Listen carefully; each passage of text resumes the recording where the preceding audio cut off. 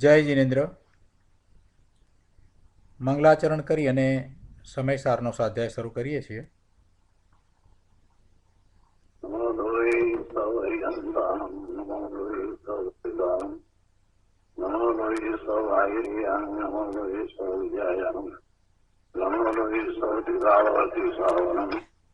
ઓમકાર બિંદુ સંયુક્ત નિત્યમ ધ્યાયંતિ યોગિનઃ રામદમોક્ષદોષી ઓંકારાય નમો નમઃ. મંગળમ ભગવાન મંગળમ કુટુંબી મંગળમ કુટુંબારી જૈન્દ્ર મોસુ મંગળમ નમઃ સમય સાધાય સ્વાનુભૂત્યા ચકાસ્તે ચિત્તવાય ભવાય સુરવાય શ્રીરાવ નિર્ણયદાતા.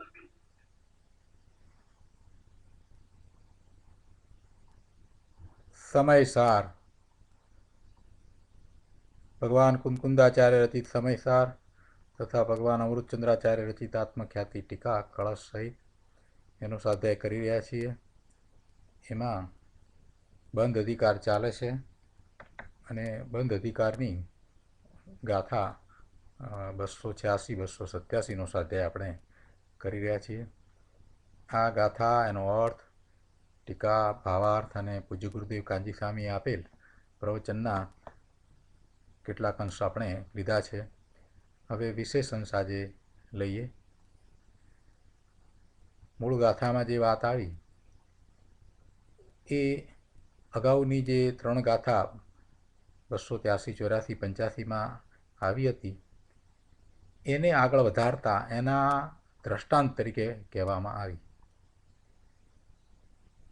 કે અપ્રતિક્રમણ પરનું લક્ષ્ય કરતા થાય એટલે જે પરદ્રવ્ય છે એ નિમિત્ત છે અને એના કારણે જે જીવને રાગાદી ભાવ થયા એ નૈમિતિક છે. એટલે એવું નિમિત્ત નૈમિતિકપણાને આત્માના સ્વરૂપમાં કોઈ સ્થાન નથી. એટલે કે એ આત્માના ભાવ હોઈ શકે નહીં. એ નૈમિતિક ભાવ થયા તો એનું નિમિત્ત પરદ્રવ્ય હોય પણ આત્મા હોય નહીં. એટલે કે રાગ દ્વેષ આત્માના હોય નહીં. આત્મા રાગ દ્વેષનો અકારક છે. આ બધી વાત આપણે સમજ્યા. અને અહીંયા આ ગાથાની અંદર પછી દ્રષ્ટાંત લેવામાં આવ્યું. દ્રષ્ટાંત ઉદ્દેશિક આહારનું લેવામાં આવ્યું. અહીંયા અધકર્મ એટલે જે પાપ કર્મથી આહાર નિપજે છે એ અને ઉદ્દેશિક આહાર એના દ્રષ્ટાંતથી એ આહાર છે તે દ્રવ્ય છે અને એવા દ્રવ્યને ગ્રહણ કરવાનો જે ભાવ તે નૈમિતિક થયું. આહાર છે તે દ્રવ્ય છે તે નિમિત્ત અને એને લેવાનો ભાવ જે થયો તે નૈમિતિક. એમ એ નિમિત્ત નૈમિતિકપણું છે અને એમાં મુનિને એવું નૈમિતિકપણું ન થાય. મુનિ છે તેને એવા અધકર્મને ઉદ્દેશિક આહાર લેવાના ભાવ ન થાય. એટલે એમને એવું નૈમિતિકપણું નથી. જે એવા નિમિત્તને પચકે છે એને પછી એ નૈમિતિકપણું થતું જ નથી. એટલે એણે એવા ભાવને પણ પચક્યા જ છે. પણ જે એવા નિમિત્તને પચકતો નથી એટલે કે એનું લક્ષ્ય ચાલુ રાખે છે તો પછી એને એવા ભાવ પણ થાય છે. એટલે એને નૈમિતિકપણું પણ રહ્યું, જે કર્મબંધનું કારણ છે. અને પછી છેલ્લી વાત એ પણ લીધી કે સમસ્ત પરદ્રવ્યો છે એ નિમિત્ત છે અને એને લક્ષ્ય થતા ભાવ તે નૈમિતિક છે. એટલે સમસ્ત પરદ્રવ્યોને પચકવા, સમસ્ત પરદ્રવ્યોને જેણે પચક્યા છે એને કર્મબંધ નથી. આ બધી વાત આપણે બરાબર સમજ્યા છીએ. ગુરુદેવે જે વિસ્તાર કર્યો છે એ પ્રયોજનભૂત વાત છે. આપણે એ લઈએ. પાના નંબર 348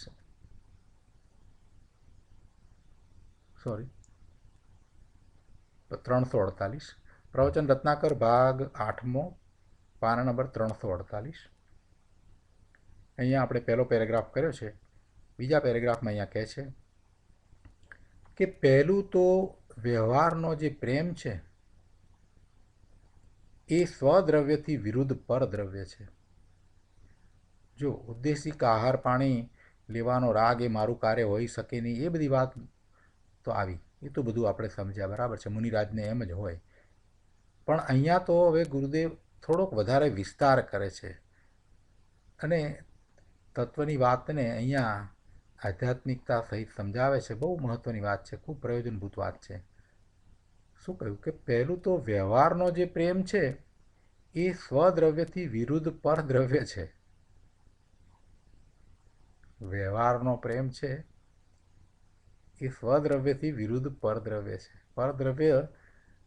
પરદ્રવ્યનો પ્રેમ છોડવો, પરદ્રવ્યનું લક્ષ છોડવું, પરદ્રવ્ય નિમિત્ત છે અને એના નિમિત્તે રાગદ્વેષના જ ભાવ થાય છે, એ વિભાવ છે, એ આત્માનું કર્તવ્ય નથી. આ બધી વાત કરીએ, પણ પરદ્રવ્ય વિશે શું? તો કોને પરદ્રવ્ય કહેવું? જો એની વ્યાખ્યાને લંબાવી ગુરુદેવે એને વિસ્તારી. કહે છે કે વ્યવહારનો જે પ્રેમ છે એ સ્વદ્રવ્યથી વિરુદ્ધ એ પરદ્રવ્ય છે. આ વ્યવહારનો પ્રેમ છે એ સ્વદ્રવ્યથી વિરુદ્ધ છે. વાત સાચી છે ને? એ જ પરદ્રવ્ય છે. બીજે પર્યાયને પરદ્રવ્ય કીધું છે એ વાત અહીં નથી લેવી. અહીં તો આ વ્યવહારની રાગની ક્રિયા જેટલી છે તે બધી પરમાર્થે પરદ્રવ્ય છે એમ વાત છે. આ વ્યવહારની રાગની ક્રિયા જેટલી છે તે બધી પરમાર્થે તો બધી પરદ્રવ્ય છે. એ ક્યાં આત્માનું છે ભાઈ? એ કંઈ આત્માનું નથી. એક વસ્તુ આત્માની નથી. ભગવાન આત્માને એમાંનું કાંઈ નથી.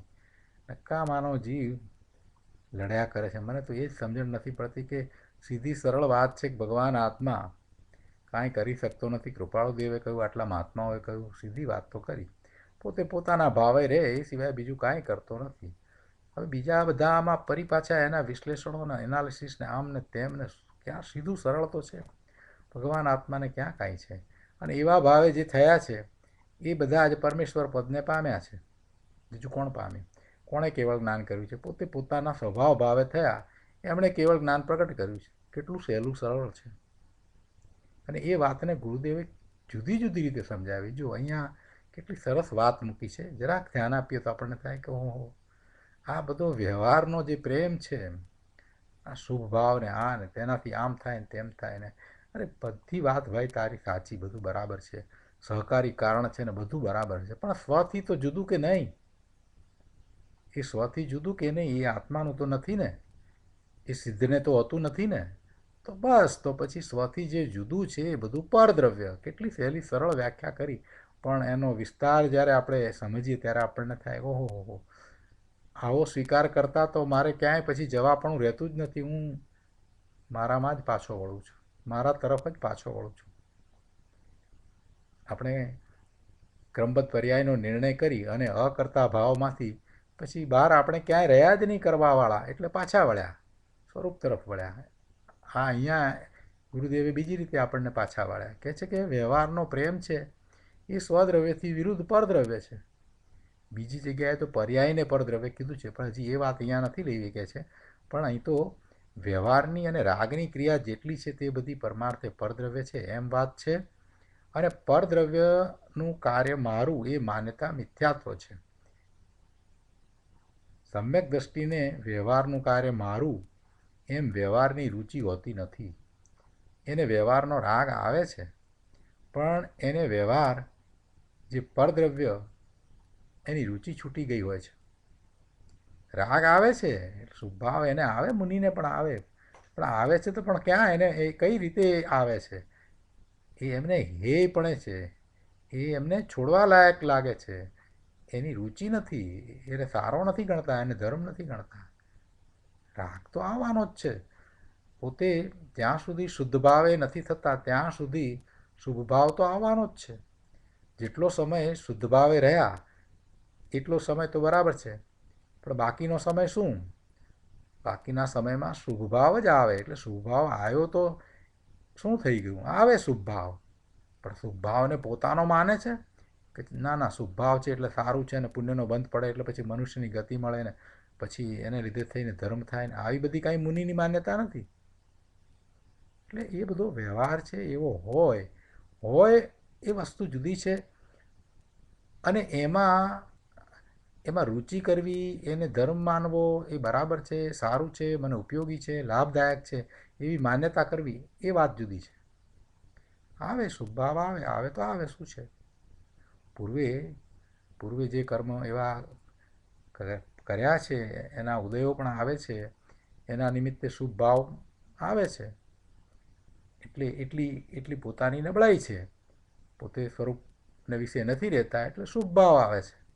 બહારમાં રહ્યા એટલે શુભ ભાવ આવ્યો, અંતરમાં રહ્યા હોત તો શુભ ભાવ ના આવત. પણ એ વાત એ સમજે છે ને પાછા સ્વરૂપ તરફ ઢળી જાય છે. આ મોટી વાત છે. આગળ કહે છે અહીંયા કે હવે આમાં ચરણાનુયોગનો દાખલો આપીને ઉદ્દેશિક આહારનો મુનિને ત્યાગ હોય છે એ વાત કરી છે. આકરી વાત છે. અત્યારે તો બધું ગરબડ થઈ ગયું છે અને તત્વ વિરુદ્ધની વાત ચાલે છે. અહીંયા તો પોતે સ્વદ્રવ્ય અને બધા પરદ્રવ્યો એ બે વચ્ચેનો વ્યવહાર એટલે નૈમિત્તિક આખોય તોડી નાખવાનો સિદ્ધાંત કહે છે. જો આ વાક્ય સમજવા જેવું છે. શું કહ્યું કે પોતે સ્વદ્રવ્ય, પોતે ભગવાન આત્મા સ્વદ્રવ્ય અને બીજા બધા પરદ્રવ્યો એટલે સ્વદ્રવ્ય અને પરદ્રવ્ય એ બે વચ્ચેનો વ્યવહાર આખોય તોડી નાખવાનો સિદ્ધાંત અહીંયા તો કયો છે કે ભાઈ આ પરદ્રવ્ય છે, એના નિમિત્તે મને કંઈક પણ થાય તો એ મારું હોઈ શકે નહીં. સ્વદ્રવ્ય એનાથી ભિન્ન છે, એનાથી જુદું છે. સ્વદ્રવ્યને પરદ્રવ્ય સાથે કોઈ એવો વ્યવહાર છે જ નહીં. પેલું પરદ્રવ્ય છે એ એના કારણે પરિણમે, એમાં આ સ્વદ્રવ્યને કાંઈ કરવા પણ નથી. અને પરદ્રવ્ય પરિણમે છે એની અંદર જેમ સ્વદ્રવ્યને કાંઈ કરવા પણ નથી, એવી રીતે આ સ્વદ્રવ્યના નિર્મળ પરિણમનની અંદર એની નિર્મળ પરિણતિ થયા કરે છે. એમાં પેલા પરદ્રવ્યને કાંઈ કરવા પણ નથી. બે વચ્ચે કાંઈ સંબંધ નથી. આ વિકલ્પો છે ને એ પરદ્રવ્ય છે. એ વિકલ્પો કાંઈ સ્વદ્રવ્યમાં કરતા નથી. સ્વદ્રવ્યનું નિર્મળ પરિણમન થયા કરે છે તે થયા કરે છે. એ વિકલ્પો એને કંઈ કરાવે એમ પણ નથી. વિકલ્પોને એની સાથે સંબંધ પણ નથી.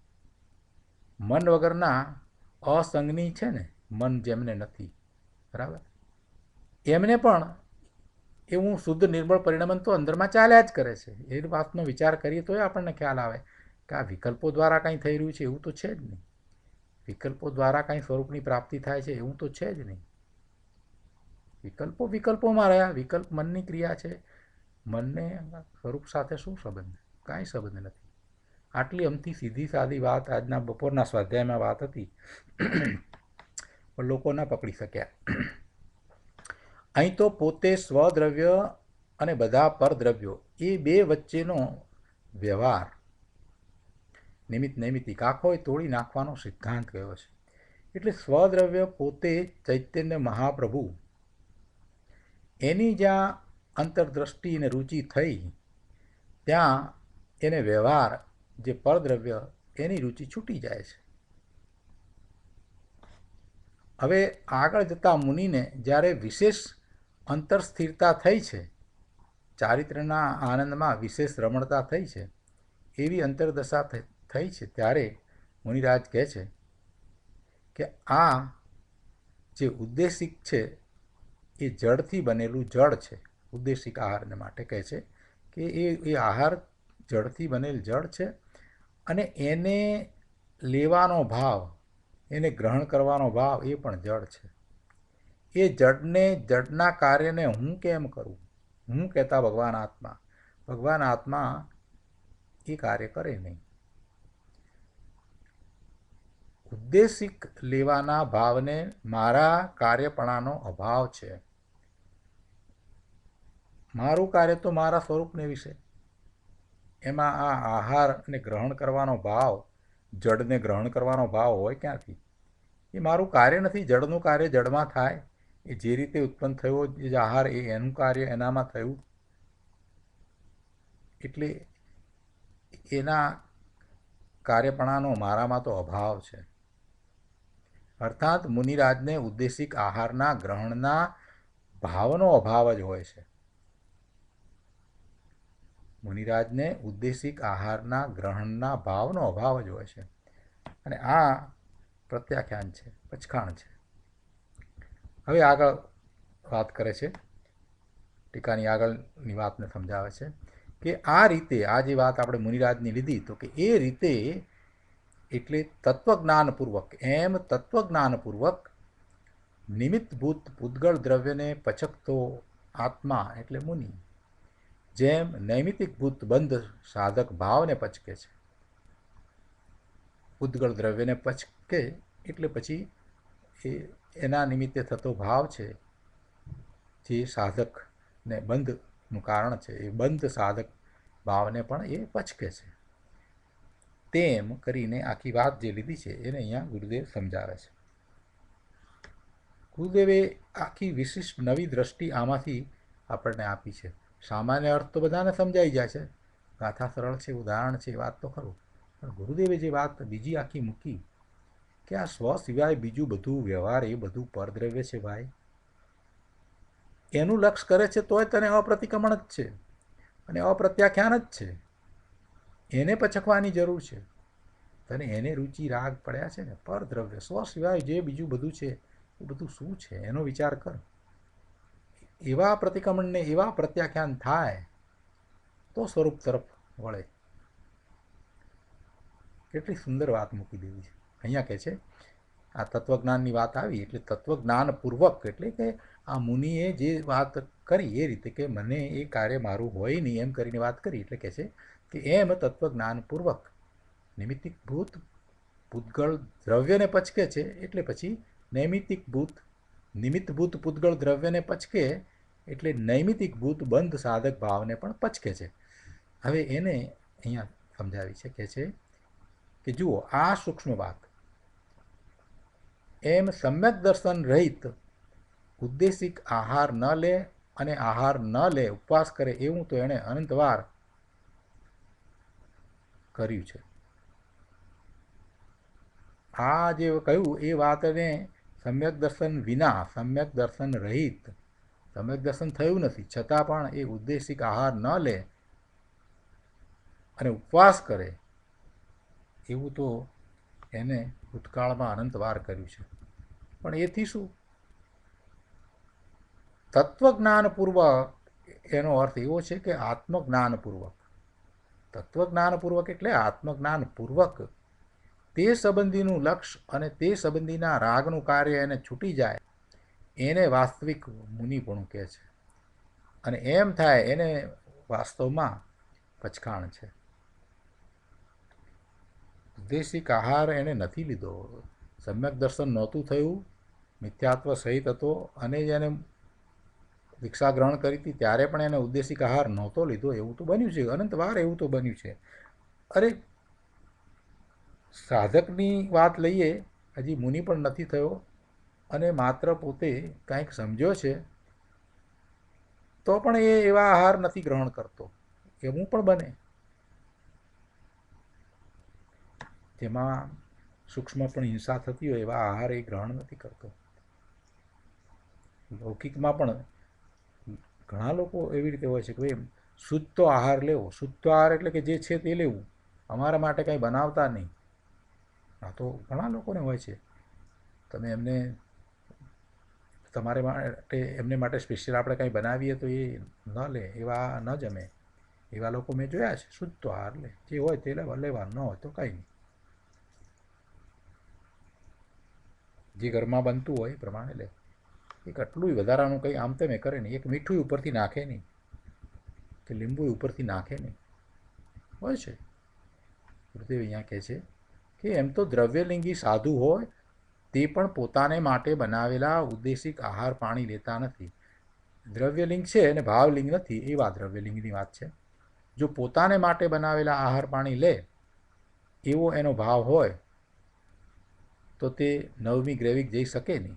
દ્રવ્યલિંગી સાધુ ભાવલિંગ નથી, સમ્યક દર્શન વિનાના જે એવું ઊંચું ચારિત્ર પાળે છે, 28 મૂળ ગુણ સહિત નગ્ન દિગંબર મુનિ છે, દ્રવ્યલિંગી છે, સમ્યક દર્શન નથી, તો એ નવમી ગ્રેવિક સુધી દેવલોકમાં જાય છે. તો કંઈ સમજતા જતા હશે?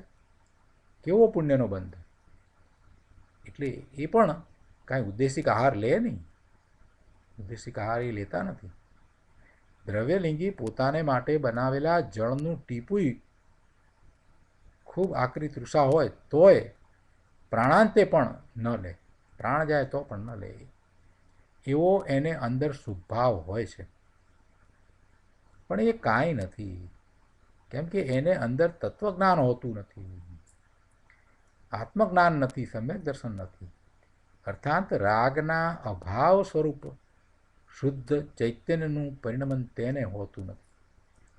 રાગના અભાવ સ્વરૂપ શુદ્ધ ચૈતન્યનું પરિણમન તેને હોતું નથી. માત્ર શુભભાવમાં સંતોષાઈ ગયા છે અને એનાથી ભિન્ન એક જ્ઞાયક સ્વભાવી આત્માની દ્રષ્ટિ એ કરતો નથી. તેથી આત્મજ્ઞાન વિના પોતાના માટે કરેલો આહાર ન લે તોય એ કાંઈ ત્યાગ નથી. સાચા અર્થમાં એ કાંઈ પચખાણ નથી. અહીં કહે છે તત્વજ્ઞાનપૂર્વક એટલે આત્મજ્ઞાનપૂર્વક. તત્વજ્ઞાનપૂર્વક એટલે આત્મજ્ઞાનપૂર્વક. નિમિત્તભૂત ઉદ્ગળ દ્રવ્યને એટલે ઉદ્દેશિક આહાર આદિને પચકતો એટલે લક્ષમાંથી છોડતો તે મુનિ નૈમિતિકભૂત બંધ સાધક ભાવને પચકે છે. જોયું? ઉદ્દેશિક આહાર આદિ લેવાનો ભાવ બંધ સાધક ભાવ છે. ઉદ્દેશિક આહાર લે એ બંધનો ભાવ છે અને તે મુનિને હોય નહીં, એવો ભાવ મુનિને થાય નહીં. તેથી કહ્યું કે ઉદ્દેશિક આદિ આહારના લક્ષને છોડે છે. તે એનું લક્ષ છોડે છે, માટે પછી એના નિમિત્તે થતા વિકારના બંધના પરિણામને પણ છોડે છે. અર્થાત તેને બંધ ભાવ થતો નથી, અબંધ રહે છે. બંધ સાધક ભાવને પચકે છે. આ રીતે બંધ સાધક ભાવને પચકે છે. ઉદ્દેશિક આહાર પરદ્રવ્ય એ નિમિત્ત એને પચકે છે, એનું લક્ષ છોડે છે, એટલે એના નિમિત્તે થતો ભાવ એ નૈમિતિક એનું પણ પચખાણ થાય છે. છેલ્લા પેરેગ્રાફમાં કહે છે કે ગૃહસ્થાશ્રમમાં સમકીતી તત્વજ્ઞાની હોય તેને આહાર આદિનો ભાવ હોય છે, તે બંધ ભાવ છે. ગૃહસ્થાશ્રમમાં છે, સમ્યક દ્રષ્ટિ છે, જ્ઞાની છે, ધર્મી છે, એને પણ આહાર આદિનો ભાવ છે, તે બંધ ભાવ છે, એને લીધે બંધ પણ પડે, પણ તે અસ્થિરતાનો દોષ છે. આ બંધ ભાવ આપણે કયો આહાર આદિનો ભાવ આવે એને તો એ શું છે? એ અસ્થિરતાનો દોષ છે. એ ચારિત્રમાં એટલી કચાશ છે, પણ દ્રષ્ટિમાં એટલે કે શ્રદ્ધામાં એને દોષ નથી, મિથ્યાત્વ નથી. સમ્યક દ્રષ્ટિ છે ને એટલે એને મિથ્યાત્વ નથી. દ્રષ્ટિમાં એને દોષ નથી, અસ્થિરતાનો દોષ છે. ત્યારે અહીંયા આ વાત કરી છે મુનિની. અહીં મુનિ દશાની વાત છે. એમાં મુનિ દશાની અંતરસ્થિરતા એવી હોય છે જેથી તે નિમિત્તભૂત ઉદ્દેશિક આદિ આહારના લક્ષને છોડતો લક્ષભૂત બંધ સાધક ભાવને છોડે છે. અર્થાત તેને ઉદ્દેશિક આદિ આહાર લેવાનો ભાવ ઉત્પન્ન થતો નથી. આવી મુનિ દશા છે. તથાપિ કોઈ ઉદ્દેશિક આદિ આહારને ગ્રહણ કરે તો તે બંધ સાધક ભાવમાં ઊભો છે. તેને અંતરમાં સાચું મુનિપણું નથી. કોઈ એવા ઉદ્દેશિક આહારને ગ્રહણ કરે તો એ ખરેખર એ બંધ સાધક ભાવમાં ઊભો છે. તેને અંતરમાં સાચું મુનિપણું નથી. આ કોઈ વ્યક્તિની વાત નથી, આ તો સિદ્ધાંત અને સત્ય શું છે એની વાત છે. તત્વદ્રષ્ટિ સમ્યક દ્રષ્ટિને રાગનું પરિણમન હોય છે, પણ તત્વદ્રષ્ટિ સમ્યક દ્રષ્ટિને રાગનું પરિણમન હોય છે, પણ એનો એ કરતા થતો નથી. જ્યારે અહીં તો મુનિને તો એ કાઢી નાખ્યું, મુનિને તો એ પણ નથી. મુનિરાજને તો ઉદ્દેશિક આદિ આહાર હોતો જ નથી. એટલે તે સંબંધીનું નૈમિતિકપણું પણ હોતું નથી, એવા પરિણામ પણ નથી. અને આ તો સિદ્ધાંતની વાત કહી અને એમાં ચરણાનુયોગનો ન્યાય આપ્યો. આગળ 350માં પાના ઉપર અહીંયા બીજા પેરેગ્રાફમાં કહે છે કે હવે સર્વ સિદ્ધાંત સિદ્ધ કરે છે. શું કહે છે કે તેમ સમસ્ત પરદ્રવ્યને પચકતો એટલે ત્યાગતો આત્મા તેના નિમિત્તે થતા ભાવને પચકે છે. આ પ્રમાણે દ્રવ્ય અને ભાવને નિમિત્ત નૈમિતિકપણું છે. ટીકાની આ વાતનો વિસ્તાર ગુરુદેવ કરે છે. કહે છે કે ભગવાન આત્મા શુદ્ધ એક જ્ઞાયક સ્વભાવી પ્રભુ ત્રિકાળ પરમાત્મ દ્રવ્ય છે. એમાં એકાગ્ર થતો સમસ્ત પરદ્રવ્યનું લક્ષ્ય છોડતો આત્મા તેના નિમિત્તે થતા ભાવને પચકે છે. પહેલાં તો પેલા ઉદ્દેશિકને અધકર્મનું દ્રષ્ટાંત લીધું, ત્યાં તો એટલી જ વાત કરી, પણ હવે આમાં તો સમસ્ત પરદ્રવ્યોને લીધા, સમસ્ત પરદ્રવ્યોનું લક્ષ્ય છોડે છે એમ કહ્યું. તો પછી પરદ્રવ્યો એમાં તો દેવ ગુરુ શાસ્ત્ર પણ આવી ગયા. એટલે કે દેવ ગુરુ શાસ્ત્રના લક્ષ્યને છોડતો આત્મા તેના નિમિત્તે થતા રાગને પણ છોડે છે. કોઈને એમ થાય કે આ દેવગુરુ શાસ્ત્રને છોડીને ધર્મ કેવી રીતે થાય? ભાઈ, અપેક્ષા સમજવાની છે કે અહીંયા કઈ અપેક્ષાથી વાત ચાલે છે કે શુભનું લક્ષ્ય છોડીને પોતે શુદ્ધમાં જાય છે. શુભનું લક્ષ્ય છે જ્યાં સુધી ત્યાં સુધી એનો ભાવ છે તે શુભ ભાવ છે, અને શુભ ભાવ છે એ બંધનું કારણ છે. એને પુણ્યનો બંધ પડે છે, પણ એને છોડીને શુદ્ધમાં જવાની વાત છે. કઈ અપેક્ષાએ વાત ચાલે છે? શુદ્ધની અપેક્ષાએ એવા દેવગુરુ શાસ્ત્રનું લક્ષ્ય થાય એ શુભ ભાવ છે, તો એવા શુભ ભાવને છોડીને પોતાના શુદ્ધ સ્વરૂપમાં જવાની વાત છે. અને એમ થાય તો એને સમગ્ર દ્રવ્ય જે નિમિત્ત છે એણે છોડ્યું, એટલે એમ થતાં એને પ્રત્યાખ્યાન થયું, સમગ્ર ભાવનું પ્રત્યાખ્યાન થયું. અને સમગ્ર ભાવનું પ્રત્યાખ્યાન થતાં એ સ્વરૂપમાં લીનતા કરે છે. શાસ્ત્રના લક્ષ્યને છોડતો, દેવગુરુ શાસ્ત્રના લક્ષ્યને છોડતો આત્મા તેના નિમિત્તે થતા રાગને પણ છોડે છે. એટલે એમાં કહેવાનો આશય એવો છે કે એમના પ્રત્યેનો શુભ ભાવ એને છોડે અને શુદ્ધમાં જાય. એમ નથી કે એવું અહીંયા કે દેવગુરુ શાસ્ત્ર છે એ નકામા છે એમ કહેવાનો આશય અહીંયા નથી.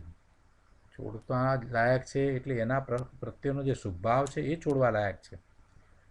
જેને તત્વની દ્રષ્ટિ થઈ હોય ને એને એવા ઊંધા થતા જ નથી. જેને ખરેખર નિશ્ચયથી ધર્મ પ્રગટ થયો હોય એને એમ થતું જ નથી. જે શાસ્ત્રના સિદ્ધાંતો છે ને એ સિદ્ધાંતો રહે છતાં પણ એને વ્યવહાર જે છે એ સાચો વ્યવહાર હોય. જેને સમ્યક દર્શન થયું છે એ હંમેશા એમ જ કહે કે મને આ દેવની કૃપાથી કે ગુરુની કૃપાથી કે શાસ્ત્રની કૃપા થઈ, એટલે કે શાસ્ત્રના નિમિત્તે, એટલે એને કારણે, એમ એ નિમિત્તે તો બોલે નહીં, એને કારણે જ એનો અમારી પર ઉપકાર છે, એને કારણે જ મને આ પ્રાપ્ત થયું. એ એમ જ હંમેશા બોલશે, એમ જ હોય, એની દ્રષ્ટિમાં એમ જ હોય. એ કંઈ નથી સમજતા એમ નથી. તત્વની વાત સમજે છે કે ભાઈ સમ્યક દર્શન થાય છે તો નિસર્ગ જ હોય છે. ખરેખર તો નિમિત્તથી આપણે કહીએ છીએ, પણ નિમિત્તપણું જે છે એ નિમિત્તપણું ક્યાં સુધી છે? એ વ્યવહાર છે. ખરેખર તો એ સમયની જે પર્યાય થઈ, સમ્યક દર્શનની પર્યાય થઈ, એ સ્વતંત્ર રીતે તો ઉત્પન્ન થઈ છે. એ વાત એ નથી જાણતા, એ જાણે છે. છતાંય શું કહે છે કે ગુરુદેવને કારણે અમને સમ્યક દર્શન થયું, ગુરુદેવે આ તત્વ સમજાયું માટે અમને સમ્યક દર્શન થયું, એમ જ કહે છે. એટલે દેવગુરુ શાસ્ત્ર પ્રત્યેનો અવિનય એમને થતો જ નથી. આવી વાત કરી હોય એટલે એમાં કંઈ દેવગુરુ શાસ્ત્ર પ્રત્યેનો અવિનય કંઈ આવતો નથી. એ તો તત્વ સિદ્ધાંતની વાત સમજાવી છે, અને જે સિદ્ધાંતની વાતને આત્મસાત કરી અને જેને નિશ્ચય થાય છે એને તો આમ જ હોય છે. એનો વ્યવહાર તો આવો જ હોય છે. એનો તો વ્યવહાર એમ જ હોય છે કે દેવગુરુ શાસ્ત્રનો એને તો અહોભાવ જ છે. એવું જ હોય, શુભ ભાવ એમ જ હોય. અને છતાંય પાછા જાણે છે કે પોતે સ્વરૂપમાં જવાનો પુરુષાર્થ કરવાનો જ છે. એટલે ઉગ્રતાપૂર્વક સ્વરૂપને વિશે પુરુષાર્થ કરે છે. દેવગુરુ શાસ્ત્રને માને છે, બહારમાં આવે છે તો શાસ્ત્ર વાંચે છે, બહારમાં આવે છે ધ્યાનમાંથી ત્યારે શાસ્ત્ર જ વાંચે છે. શાસ્ત્ર પ્રત્યે અહોભાવ છે, શાસ્ત્રના કર્તા પ્રત્યે અહોભાવ છે, ગુરુ પ્રત્યે અહોભાવ છે. કુંકુંદાચાર્ય ભગવાન સાક્ષાત નથી, પણ કુંકુંદાચાર્ય ભગવાનનું શાસ્ત્ર વાંચતા જે જ્ઞાન થાય છે એ દ્વારા એમના પ્રત્યેનો અહોભાવ વધતો જાય છે, કંઈ ઘટતો જતો નથી. સમ્યક દર્શન થાય એટલે એમ નથી થઈ જતું કે અમને અમારા કારણે થયું, એમ નથી થઈ જતું. આ શાસ્ત્રનું કંઈ મહત્ત્વ નથી, શાસ્ત્રને છોડો, એવું ન થાય, એવું થાય જ નહીં. એટલે દ્રવ્યાનુયોગના ગ્રંથનો અભ્યાસ કરવા છતાં પણ એવું ન થાય, કંઈ નિશ્ચય આભાસી પણ થઈ જતું નથી. વસ્તુના સ્વરૂપને જેમ છે તેમ સમજીએ તો પછી કોઈ પ્રશ્ન છે જ નહીં. શું વાત સમજાવી છે ગુરુ? બહુ ઊંચી વાત સમજાવી છે, સારી રીતે એ સમજવાનું છે આપણે. કહે છે કે દેવગુરુ શાસ્ત્ર પણ એમાં પરમાં આવી ગયા અને એનું લક્ષ્ય છોડવું, એનું લક્ષ્ય પણ છોડવું, કેમ કે એનું લક્ષ્ય કરતાં એના નિમિત્તે થતો જે શુભરાગ છે એ પુણ્યબંધનું કારણ છે, માટે આ તો એને પણ છોડે છે. અહીંયા તો સિદ્ધાંત એ છે કે પર દવાઓ ગઈ, અષ્ટપાઉડમાં જે કહ્યું છે કે પરદ્રવ્યના લક્ષ્યમાં જાય તો એને વિકાર થાય, દુર્ગતિ થાય. અહીંયા તો પર દવાઓ દુગ્ગહ કરી છે, એને વિકાર થાય. દેવગુરુ શાસ્ત્ર પણ પરદ્રવ્ય છે, તેના નિમિત્તે આશ્રય એને નૈમિતિક વિકાર થાય છે. વિકાર થાય છે એટલે શુભ ભાવ થાય છે, અને એ શુભ ભાવ છે તે પુણ્યબંધનું કારણ છે. એક તરફ એ બંધ રહિત થવા માગે છે અને બીજી તરફ બંધનું કારણ શોધે, એમ તો બને નહીં. અહીં કહે છે કે આત્મા સર્વ પરદ્રવ્ય તરફનું વલણ છોડીને પરદ્રવ્યના નિમિત્તે થતા વિકારને છોડી દે છે. એનું જ્ઞાન અત્યંત સ્થિર થઈ ગયું હોય છે, અસ્થિરતા એને હોતી નથી, અને આનું નામ પચકાણ છે. 34મી ગાથામાં આવ્યું ને કે સૌ ભાવને પર જાણીને પચખાણ ભાવો નું કરે, તેથી નિયમથી જાણવું કે જ્ઞાન પ્રત્યાખ્યાન છે. જ્ઞાન જ પ્રત્યાખ્યાન છે. સમસ્ત પરદ્રવ્યને પચકતો એમ કીધું ને, એમાં તો પોતાના સિવાય જેટલા પરદ્રવ્ય છે તે દરેકને છોડે છે એમ વાત છે. અધકર્મીને ઉદ્દેશિક આહાર અને સદોષ આહારને છોડે છે એટલું જ નહીં, નિર્દોષ આહારને પણ છોડે છે, કેમ કે પરદ્રવ્ય થયું ને એ પણ. ભલે મુનિપણાને યોગ્ય આહાર નિર્દોષ હો, પણ આહારનો વિકલ્પ એ બંધ સાધક ભાવ છે ને. મુનિપણાને યોગ્ય આહાર હો એટલે નિર્દોષ આહાર હો, ઉદ્દેશિક આહાર ન હો, અધકર્મી ન હો, એવો આહાર હોય, અને મુનિને યોગ્ય હોય, મુનિ ગ્રહણ કરી શકે એવો આહાર હોય. તે છતાં પણ ગુરુદેવ આખી બીજી વાત કરે છે. ગુરુદેવ કહે છે કે ભલે મુનિપણાને યોગ્ય આહાર નિર્દોષ હોય, પણ આહારનો વિકલ્પ, આહાર શું છે?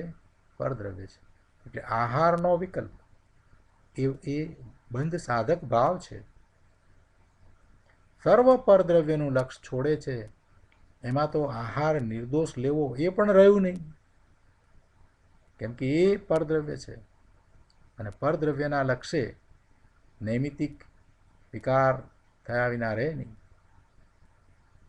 આવી ચોખ્ખી વાત છે.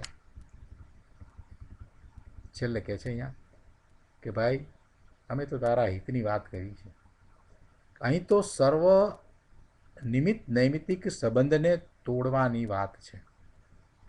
નિશ્ચયથી મુનિ માર્ગ તો એક શુદ્ધ ઉપયોગ જ છે. નિશ્ચયથી મુનિ માર્ગ તો એક શુદ્ધ ઉપયોગ જ છે. પરદ્રવ્ય સંબંધી વિકલ્પ છે એ કાંઈ મુનિપણું નથી. મુનિને શુદ્ધ ઉપયોગ રૂપ જ માર્ગ છે. મુનિને તો શેનો પુરુષાર્થ છે? સ્વરૂપમાં લીનતા અને સ્થિરતાનો પુરુષાર્થ હોય છે. એટલે શુદ્ધ ઉપયોગ એ જ એકમાત્ર એમની સાધના છે, એમનો પુરુષાર્થ છે. મુનિનો પુરુષાર્થ શું છે? શુદ્ધ ઉપયોગમાં રહેવું. એટલે નિશ્ચયથી મુનિ માર્ગ તો એક શુદ્ધ ઉપયોગ જ છે. પરદ્રવ્ય સંબંધી વિકલ્પ છે એ કાંઈ મુનિપણું નથી. પછી પરદ્રવ્યમાં એ મંદિર બનાવવાનો કે શાસ્ત્ર લખવાનો ભાવ એ પણ પરદ્રવ્ય છે. અને એના સંબંધી જે વિકલ્પ છે એ ભલે એમને કરુણાથી એવા વિકલ્પ આવે, પણ છતાંય એ ભાવ શુભભાવ છે, એ કાંઈ મુનિપણું નથી. નિશ્ચયથી મુનિપણું શું છે? શુદ્ધ ઉપયોગ છે.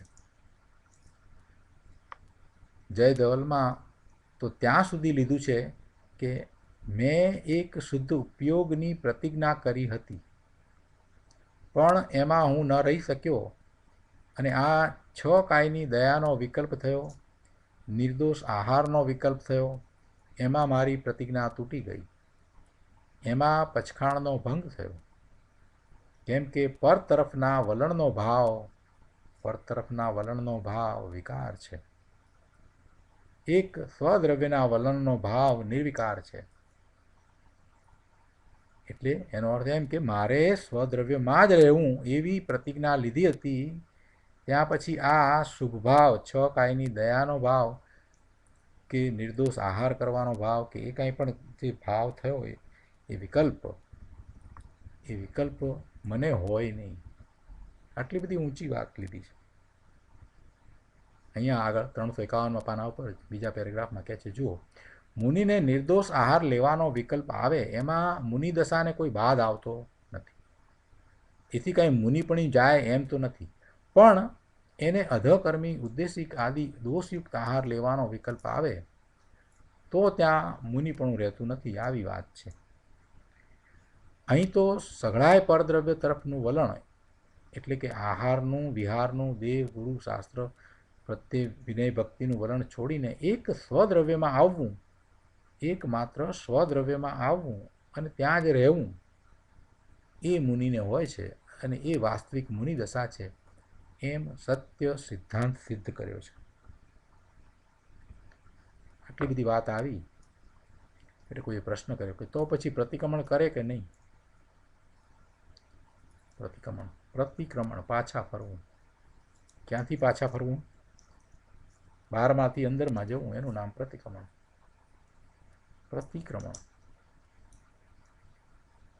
ગુરુદેવ ઉત્તર આપ્યો છે, સરસ ઉત્તર આપ્યો છે કે સ્વદ્રવ્યમાં આવવું અને રહેવું તે અસ્થિ અને પરદ્રવ્યથી 6 કાય આદિથી હટવું તે નાસ્તિ, એ પ્રતિક્રમણ છે. જો પ્રતિક્રમણ બે રીતે, અસ્થિથી જો વ્યાખ્યા કરીએ તો શું છે કે સ્વદ્રવ્યમાં આવવું અને સ્વદ્રવ્યમાં રહેવું એ અસ્થિથી પ્રતિક્રમણ. અને નાસ્તિથી કહેવું હોય તો એમ કહેવાય કે પરદ્રવ્યમાં 6 કાયના જીવ આદિ બધું આવી ગયું, બધાથી પાછા ફરવું, 6 કાય આદિથી હટવું, પાછા હટવું એ નાસ્તિથી. એટલે બંને રીતે પ્રતિક્રમણની વ્યાખ્યા અહીંયા મૂકી દીધી. સ્વદ્રવ્યમાં આવવું અને રહેવું અને પરદ્રવ્યથી પાછા હટવું, એવું પ્રતિક્રમણ છે.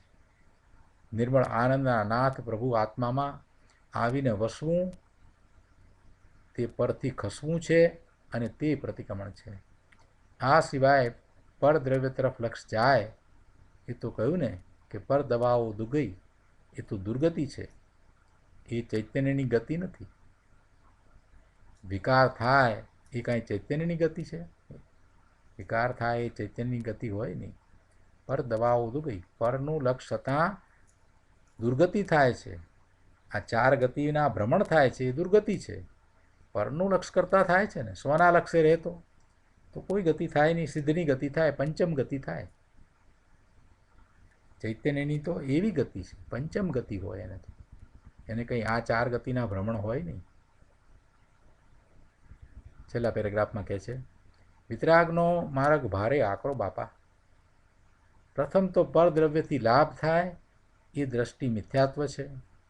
સમકીતીને પરદ્રવ્યમાં લાભની દ્રષ્ટિ નથી.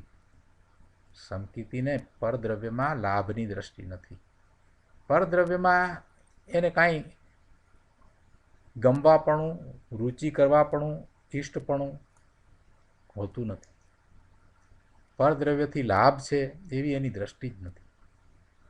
છતાં પરદ્રવ્ય તરફનું જેટલું લક્ષ રહે છે એટલો ચારિત્રનો દોષ છે.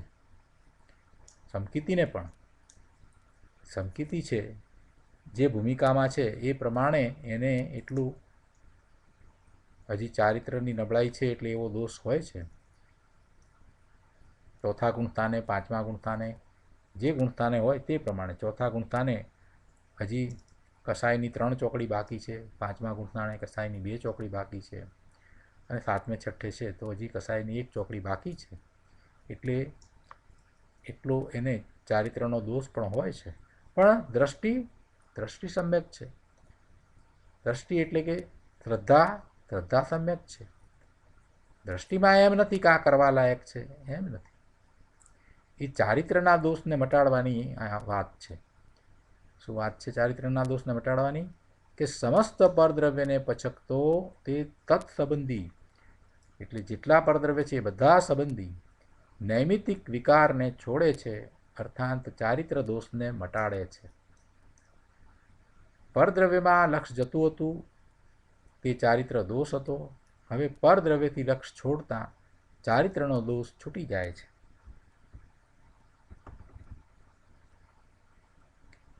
ત્રણસો 52 પાના પર કહે છે કે સમસ્ત પરદ્રવ્યને પચકતો એટલે શું? કે એક સ્વદ્રવ્યનો જ આશ્રય કરવો અને એમાં જ રહેવું. સમસ્ત પરદ્રવ્યને પચકાય કઈ રીતે એ સમજાવે છે ગુરુદેવ. સમસ્ત પરદ્રવ્યને પચકતો એટલે શું? એનું લક્ષ છોડે છે. લક્ષ છોડે છે એટલે શું? એના તરફની રાગ, રુચિ, આસ્થા, આસક્તિ એ બધાને છોડે છે.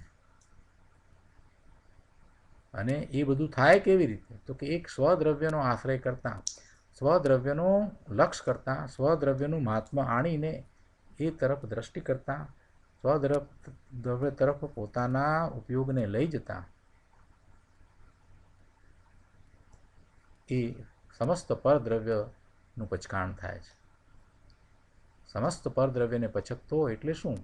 કે એક સ્વદ્રવ્યનો જ આશ્રય કરવો અને એમાં જ રહેવું. પંચ મહાવ્રતને પાળવા એમેય નહીં. કેમ કે પંચ મહાવ્રતના પરિણામનો આશ્રય પરદ્રવ્ય છે. એ તો આવી ગયું ને 277 કે આચારાંગ આદિ શબ્દશ્રુતનું જ્ઞાન, તે જ્ઞાન છે. જીવ આદિ 9 પદાર્થો દર્શન છે અને 6 જીવનિકાય ચારિત્ર છે. એ બધો વ્યવહાર છે અને એ વ્યવહાર સઘળો એ નિષેધ્ય છે, હેય છે. એ વાત અગાઉ આપણે 276-277 કરી છે. નિશ્ચયની આવી વાત આવે એટલે લોકોને સમજ ન પડે એટલે પછી વાંધા કાઢે. જે અપેક્ષાથી નિશ્ચયની જે રીતે વાત કરવામાં આવી હોય એને સમજે નહીં ને ખોટા પછી લઈને બેસે કે નિશ્ચયને વ્યવહાર બે જોઈએ ને. પણ ભાઈ નિશ્ચય જોઈએ પહેલાં એ સ્વીકાર ને પછી વ્યવહારની વાત કરીએ. તો એને વ્યવહાર દ્વારા નિશ્ચયની સ્વીકાર કરાવવો છે કે વ્યવહાર થાય તો પછી આગળ નિશ્ચય થાય. એમ ન હોય ભાઈ. તો નિશ્ચયને સ્વીકાર એટલે આપોઆપ જે પછી જે છે તે વ્યવહાર છે. ત્યાં સુધી વ્યવહાર શું છે એની સમજ જ પડે નહીં. નિશ્ચય વિના વ્યવહારની ખબર જ પડે નહીં. કોને વ્યવહાર કેવો એ ખબર જ ન પડે. નિશ્ચય થાય એટલે બધું આપોઆપ બધું સમજાઈ જાય છે. સ્વરૂપનું લક્ષ સદા અનુભવ થયા પછીથી આ બધી સિદ્ધાંતની વાતો છે ને એ બરાબર સહેલાઈથી સમજાઈ જાય છે. એટલો જે વિસ્તાર છે બધો વિસ્તાર એક સાથે સાચો લાગવા માંડે છે. જ્યારે દ્રવ્યસૂત્ર વાંચતા હતા ત્યારે યાદ કરીને જે એ કરતો હતો, મહેનત કરતો હતો, એ બધું એક વખત અંદરમાં જાય, અનુભવ કરે એટલે બધું એક જ ઝાટકે બધું સાચું સમ્યક થઈ જાય છે. એટલે જેને નિશ્ચય થયો છે એને પછી બધો વ્યવહાર જે છે તે વ્યવહારની રીતે વ્યવહાર સાચો છે. વ્યવહારની અપેક્ષાએ સાચો છે. પણ નિશ્ચય વિના એ વ્યવહાર એ નથી. એટલે નકામાનો એમ કહેતો હોય કે વ્યવહાર કરતો હોય તો એ સમજ્યો જ નથી. વ્યવહાર હોય છે એની કંઈ ના નથી, પણ એ બંધનું કારણ છે. ભાવલિંગી સંત દિગંબર મુનિરાજને પણ વ્યવહાર હોય છે, પણ એને એ બંધનું કારણ માનીને એને એ હેજ માને છે અને છોડે છે. અને વ્યવહારથી નિશ્ચય થાય એમ 3 કાળમાં છે. અહીંયા 3જા પેરેગ્રાફમાં કહે છે કે અહીં તો સમસ્ત પરદ્રવ્ય પચકવાની વાત લીધી છે. સમસ્ત પરદ્રવ્ય પચકવાની વાત કરી છે. નિર્દોષ આહાર લે એ વિકલ્પ છે, એ છોડ એમ કહે છે. એટલે એવો વિકલ્પ છોડ. નિર્દોષ આહાર લે ત્યાં મુનિપણાને આંચ આવે એમ નહીં, પણ અહીંયા પરદ્રવ્યનો સર્વથા આશ્રય છોડાવવા એનું લક્ષ છોડાવવા, એક સ્વદ્રવ્યનો પૂર્ણ આશ્રય કરવો એમ વાત છે. કેમ કે એને ત્યારે શુદ્ધને પૂરો થાય છે, અર્થાત ત્યારે કેવળ જ્ઞાન થાય છે. સર્વ પરદ્રવ્યનો ભાવ છોડતા કેવળ જ્ઞાન થાય છે.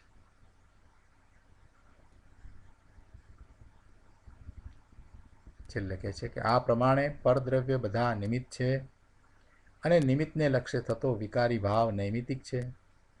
ધર્મી પુરુષો મુનિવરો એ સમસ્ત પરદ્રવ્યના લક્ષને અને તેના સંબંધે થતા વિકારી ભાવને પચકે છે ત્યારે સ્વદ્રવ્યનો આશ્રય સંપૂર્ણ પૂરો થાય છે અને એને કેવળ જ્ઞાન થાય છે.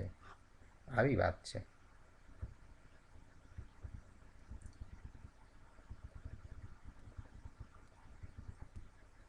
તો આપણે ટીકા ઉપરના પ્રવચનના અંશો પૂરા કર્યા. હવે કેટલાક અંશ ભાવાર્થ ઉપરના પ્રવચનમાંથી લઈએ. ઘણો વિસ્તાર થયો છે એટલે જે ખાસ અગત્યની વાત છે એટલી જ આપણે લઈએ છીએ. અહીંયા ભાવાર્થ ઉપરનું પ્રવચન એમાં છેલ્લે અહીંયા કહે છે આ જ પાના ઉપર કે આત્મા સ્વદ્રવ્ય પોતે જે સ્વરૂપે છે તેનો પ્રથમ આશ્રય લેતા સમ્યક દર્શન એટલે અબંધ પરિણામ ઉત્પન્ન થાય છે. આત્મા સ્વદ્રવ્ય પોતે જે સ્વરૂપે છે, પોતાનું જેવું સ્વરૂપ છે એવા સ્વરૂપનો આશ્રય લેતા સમ્યક દર્શન એટલે અબંધ પરિણામ ઉત્પન્ન થાય છે અને ત્યારે એને વ્યવહારની રુચિ છૂટી જાય છે. પછી તે જેટલું પરદ્રવ્ય એટલે નિમિત્ત, પરદ્રવ્ય એટલે નિમિત્ત, એટલે પછી તે જેટલું પરદ્રવ્ય એટલે નિમિત્તનું લક્ષ છોડે છે તેટલા તત્સંબંધી રાગને તે છોડે છે. તત્સંબંધી એટલે તેના સંબંધીના રાગને છોડે છે. જેટલા પરદ્રવ્યનું જેટલું લક્ષ છોડે છે એટલા પ્રમાણે એ રાગને છોડે છે, તે સંબંધીના રાગને છોડે છે, પરદ્રવ્ય સંબંધીના રાગને છોડે છે. અને ત્યારે અહીંયા 354માં પાના પર કહે છે કે ત્યારે સ્વદ્રવ્યના આશ્રયે તેને સ્થિરતા વધે છે. આ તો ન્યાયના સિદ્ધાંત બાપુ. અહીં તો દ્રષ્ટાંતથી સમજાયું છે. લોકો રાડો પાડે છે પણ અહીંયા તો જે બધું સમજાવ્યું છે દ્રષ્ટાંત દ્વારા સમજાવ્યું છે. અને ચરણાનું યોગનું છે, કર્ણાનું યોગનું છે, પ્રથમાનું યોગનું છે. આમાં કથા તરીકે ન હોય પણ આચાર્ય જયસેનની ટીકામાં પાંડવો વગેરે ઘણા મુનિવરોની કથાએ આવે છે. એટલે અહીંયા તો બધું જે છે તે જેમ છે તેમ અહીંયા તત્વ સમજાવ્યું છે, દ્રષ્ટાંત દ્વારા સમજાવ્યું છે.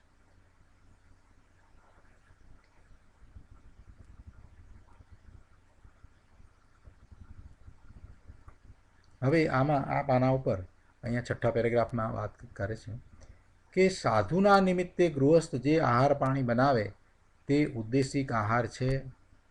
આજે મહારાજ આવવાના પધારવાના છે માટે એમના માટે આહાર જળ બનાવો એમ બનાવેલો આહાર ઉદ્દેશિક આહાર છે. આ વાતને યાદ રાખવી.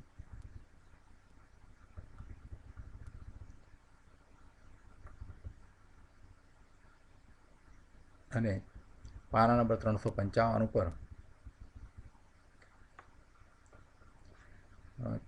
અહીંયા 5મા પેરેગ્રાફમાં કહે છે કે તત્વજ્ઞાનપૂર્વક એટલે શુદ્ધ અંતરતત્વ પ્રભુ આત્માના જ્ઞાન શ્રદ્ધાન સહિત જેણે ઉદ્દેશિક આદિ આહારને પચક્યો છે, છોડ્યો છે, તેણે તેના નિમિત્તે થતા વિકારના ભાવને પચક્યો છે, અર્થાત તેને તેવો વિકાર ઉત્પન્ન જ થતો નથી.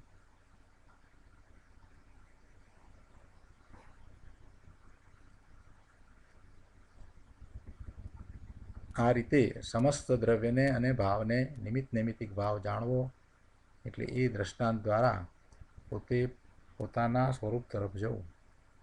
આ રીતે એટલે કે આ દ્રષ્ટાંતે સમસ્ત અન્ય દ્રવ્ય તે નિમિત્ત અને એના લક્ષ્ય ઉત્પન્ન થતો ભાવ વિકાર તે નૈમિત્તિક, એમ દ્રવ્યને અને ભાવને નિમિત્ત નૈમિત્તિક ભાવ છે. ભગવાન કહે છે અમે પણ તારા માટે પરદ્રવ્ય છીએ, તેથી અમારા તરફ તારું જેટલું લક્ષ જશે તેથી પણ તને વિકાર જ થશે. પરંતુ પોતાના આત્મામાં જતાં, પોતાના સ્વરૂપમાં જતાં જ વિકાર રહિત દશા થશે. પછી આત્મા સિવાયના ગમે તે હોય, એ તીર્થધામ હોય તો પણ એના લક્ષે જે ભાવ થાય નૈમિત્તિકથી રાગ જ હોય. જાત્રા કરીએ તો પણ એ પણ રાગ જ છે, બીજું કાંઈ નથી. ભક્તિ પૂજા વગેરે બધું શું ન કરવું, કોઈએ પ્રશ્ન કર્યો છે. ત્યારે કાંઈ ભક્તિ પૂજા જાત્રા વગેરે કરવા જ નહીં, શું કરવું? ગુરુદેવ કહે છે કે કોણ કરે ભાઈ? પૂર્ણ વિતરાગ ન હોય ત્યાં લગી એને એ બુદ્ધિએ એ ભાવ આવ્યા વિના રહે નહીં. પણ એ જ્ઞાની કર્તવ્ય બુદ્ધિએ એને કરતો નથી. જ્ઞાની એને કરવા લાયક છે એવી બુદ્ધિથી કરતો નથી, પણ એવો શુભભાવ આવે છે ને જ્ઞાની પણ જાત્રા કરે છે. પણ જે પરદ્રવ્યને ગ્રહણ કરે છે તેને તેનું લક્ષ્ય થતાં શુભ કે અશુભ ભાવ જે થાય છે તે બંધનું જ કારણ છે. તો આપણે આ રીતે આ ગાથાઓ પૂરી કરીએ છીએ. હવે એના પછી કળશ 178 આવે છે, તે આપણે આવતી વખતે લઈશું.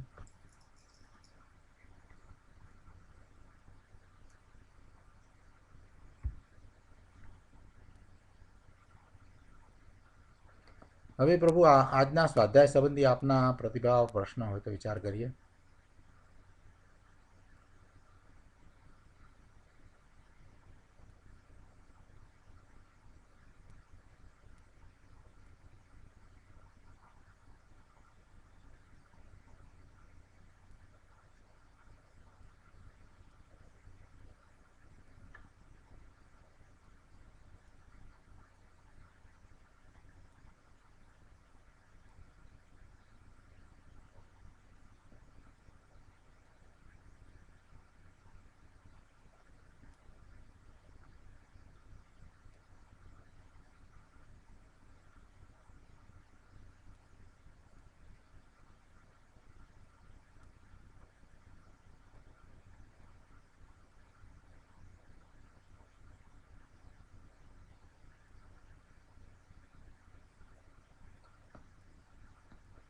હાજી બોલો પ્રભુ.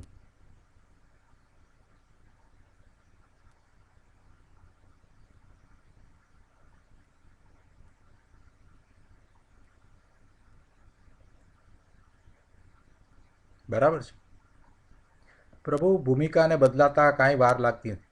તમારી વાત બરાબર છે. જાગૃતિ રહેવી જોઈએ. ખરી વાત છે.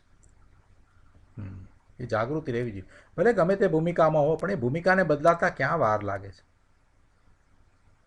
કોઈએ એમ વિચારવાનો અર્થ જ નથી કે આપણે તો મિથ્યા દ્રષ્ટિને, આપણને તો આ જ્ઞાન નથી ને, આપણે તો શાસ્ત્રનો અભ્યાસ નથી ને, આ બધો વિચાર કરવાનો હોય જ નહીં. અમે તો બિગિનર છીએ ને અમારે તો જે શરૂઆત છે ને, એવું બધું ક્યાં વિચારવું? એના કરતાં સીધી જ વાત, ઊંચી વાતને પકડો ને, એટલે બીજું બધું સહેલાઈથી સમજાઈ જાય એવું જ છે. સરળ છે, બધું સરળ છે. જો એક વાત છે, મને યાદ આવે છે, ઘણા વખત પહેલાં એક વખત એક સાધુને મળવાનું થયું.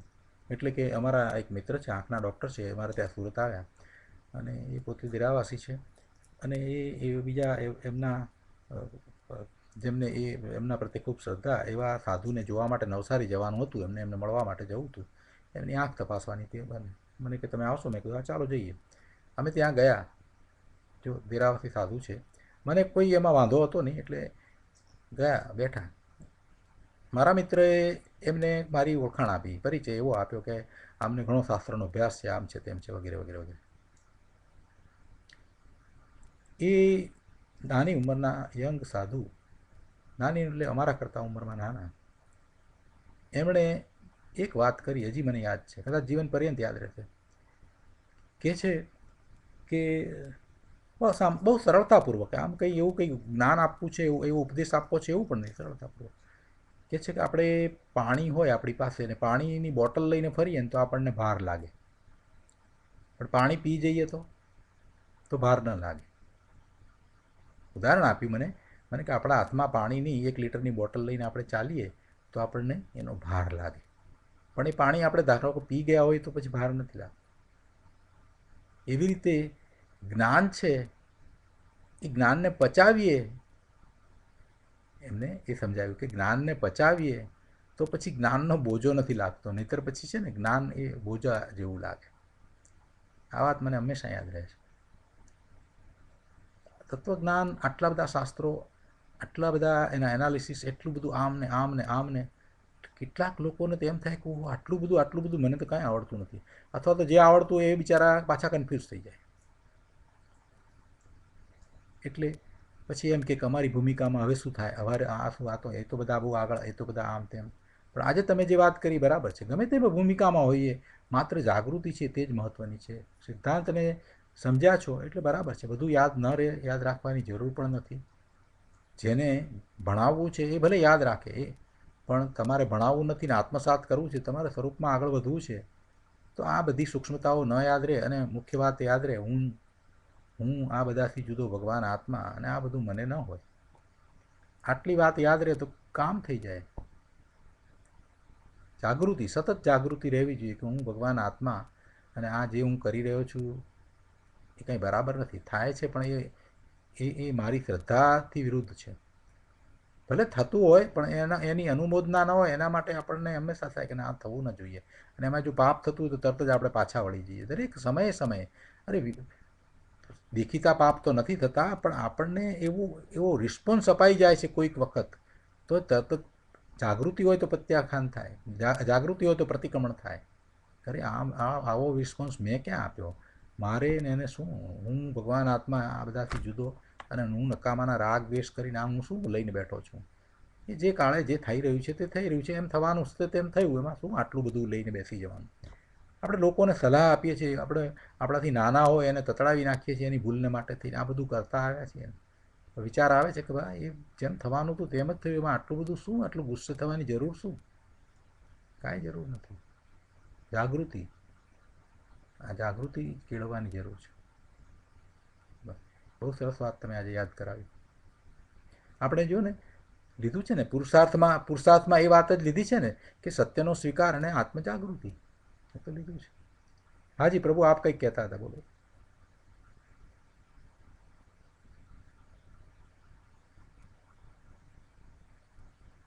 હા હા, બોલો.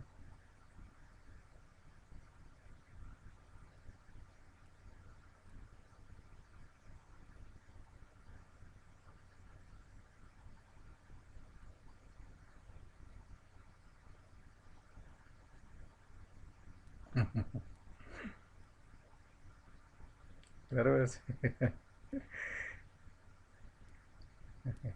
આપણે તો એથી હા હા હા આપણે એને જરાક વધારી દઈએ કે બરાબર, આપણે એમ વધારી દઈએ કે અમારો અંદરમાં જે ભગવાન બેઠો છે ને એને ના પાડે છે, અમને ન શોભે, અમારા અંદરમાં બેઠેલા ભગવાનને આ શોભે નહીં, એટલે મને ન શોભે, અમે ભગવાન આત્મા, અમને આ ન શોભે.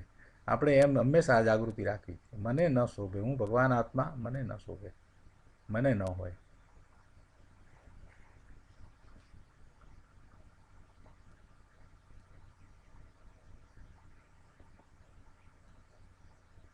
સમજી ગયા. હા, એ રીત છે, એ રીત છે. એને છે ને એને પછી એના એવા ઊંધા વિશ્લેષણ ન કરાય કે આ તો ભગવાનને માને છે એટલે ભગવાનને કરતા માન્યો ને, એવું બધું ઊંધું નહીં સમજવાનું. એના દ્વારા સરળતા સમજવાની છે, એના દ્વારા સરળતા સમજવાની. વાત સાચી છે તમારી. એટલે ખુલાસો કરવાનો પ્રશ્ન નથી એમાં, એનો કોઈ એવો ભાવ નથી. એક પ્રકારે સરળતા છે કે જે આ કરવા લાયક નથી એને માટે થઈ. અને આપણને હંમેશા એવું હોય છે કે મોટા જે કહે ને એ પ્રમાણે કરીએ, એવું આપણને નાનપણથી આજ્ઞાકીંતપણું છે. એટલે આપણાથી મોટા અને સૌથી મોટા ભગવાન, એવી જાતની એક દ્રષ્ટિ છે. આપણને નાનપણમાં આવું શીખવાડવામાં આવ્યું છે. અને નાના નાના પ્રસંગો બને ત્યારે એવું નાનપણમાં શીખવાડવામાં આવ્યું કે ભગવાન જે કરે તે સારા માટે. પણ એ દ્વારા સમજવાનું એ છે કે જે થાય છે તે થાય જ છે, હવે એને એ રીતે બદલી નાખવાનું છે. એ ભગવાન નથી કરતા, ભગવાન તો જુએ જ છે, ભગવાનના જ્ઞાનમાં આવ્યું છે. ભગવાન કાંઈ એનું નિયમન પણ નથી કરતા. એટલે આપણને અત્યારે સમજ આવી તો આપણે એને એ રીતે બદલી નાખ્યું. કે એના કારણે જે થવાનું છે તે જ થાય છે. ભગવાનના જ્ઞાનમાં આવ્યું છે એ પ્રમાણે થાય છે, પણ ભગવાનના જ્ઞાનમાં આવ્યું માટે થાય છે એમ નહીં, પણ જે થાય છે એ ભગવાને જોયું જ છે. એમ આપણે હવે બદલી નાખીએ છીએ. ક્રમબદ્ધમાં હવે આગળ વધીને પછી આપણે એમ કહીએ કે ક્રમબદ્ધમાં જે થવાનું છે તે થાય છે. એથી શું, એ પરિણામ એમ જ થવાના હતા તો એમ થયા. પણ અમને તો નિર્ણય પાક્કો થઈ ગયો છે કે ક્રમબદ્ધમાં અમારું સિદ્ધત્વ આવ્યું છે તો થવાનું જ છે. અમને કોઈ ડર નથી, ભય નથી, અમને હવે કોઈ શંકા નથી. અમે ભગવાન આત્મા છીએ, સિદ્ધ ભગવાનના જ્ઞાનમાં પણ આવ્યા છીએ, અને કૃપાળુજી જેમ કહ્યું છે અમને એનો પૂરેપૂરો વિશ્વાસ છે. એટલે જે પર્યાય પ્રગટ થવાની છે તે થવાની જ છે. શુદ્ધ નિર્મળ પરિણામો થવાના છે તે થવાના જ છે. એને કોઈ મોડા કે વહેલા કરી શકવાનું નથી. અમારા એવા શુદ્ધ પરિણામ થવાના છે ને થવાના છે. આ વિશ્વાસ જે છે ક્રમબદ્ધ પર્યાયને કારણે, એ બહુ મોટી વાત છે.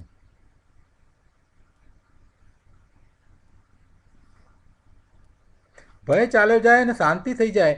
અને હવે એમાંથી એક બીજી વાત પણ મારે જે કહેવાની હતી રહી ગઈ હતી, જો આજે યાદ આવી છે એટલે કહી દઉં. આ ક્રમબદ્ધ યાદ આવ્યું એટલે કહું.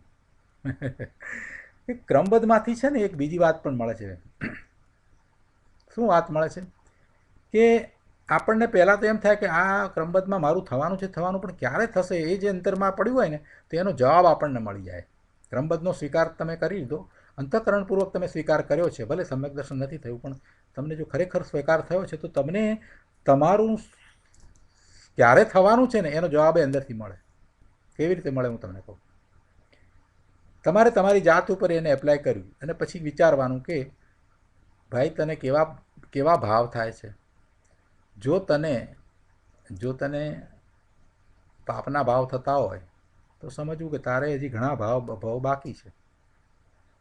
ક્રમબદ્ધમાં તો નક્કી જ છે, પણ એના ઉપરથી આપણે નિચોડ કાઢીએ છીએ કે જો હજી તને આવા પાપના ભાવ થાય છે તેનો અર્થ કે હજી તારે રખડવાનું બાકી છે, હજી ભવના ભ્રમણ ઘણા બાકી છે.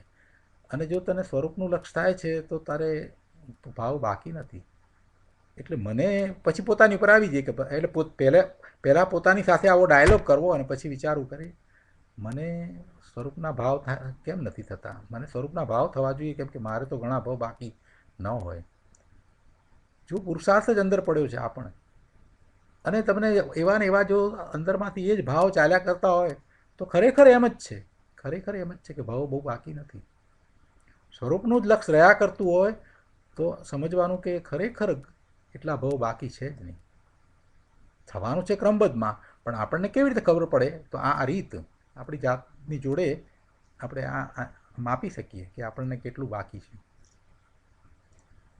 સ્વરૂપનું. હવે એક તો નક્કી થઈ ગયું કે મને સિદ્ધત્વ પ્રગટ થવાનું છે, અને મારામાં કોઈ કંઈક બીજું બગાડી શકે, ફેરફાર કરી શકે એ વાત તો છે જ નહીં.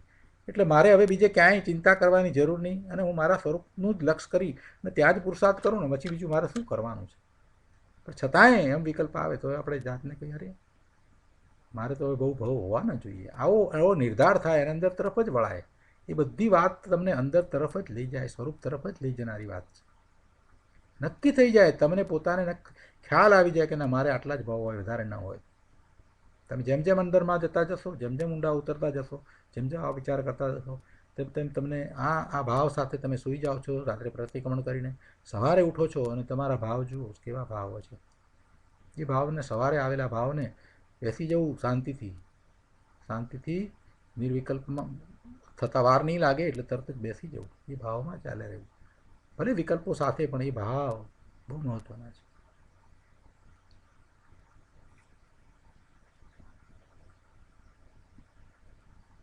બરાબર છે. હાજી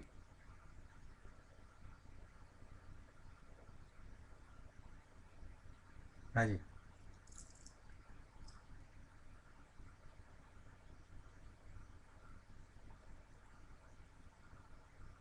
હમ હમ હમ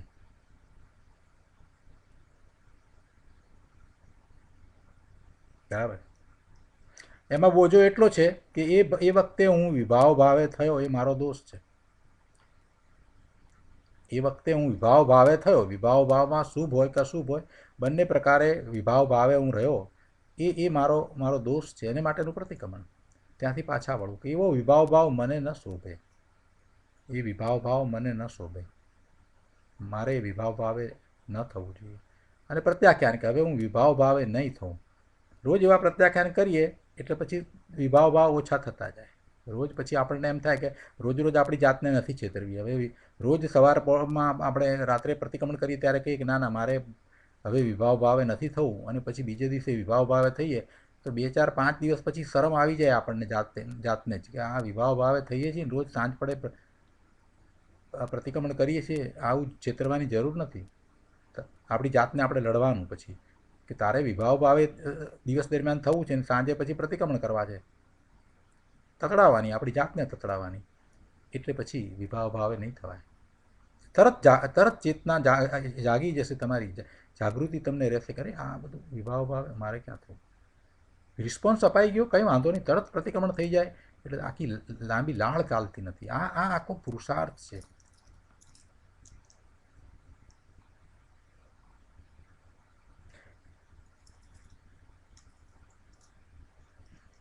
ચાલો પ્રભુ, ઘણી વાત થઈ, તો આપણે શુભધામ બોલીએ.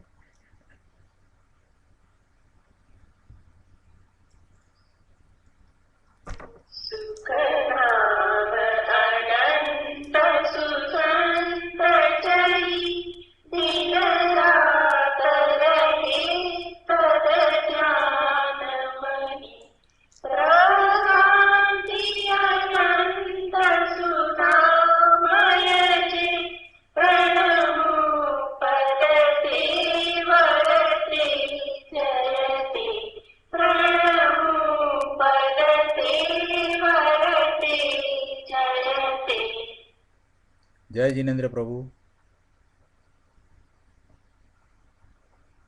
જય જિનેન્દ્ર, જય જિનેન્દ્ર, જય જિનેન્દ્ર.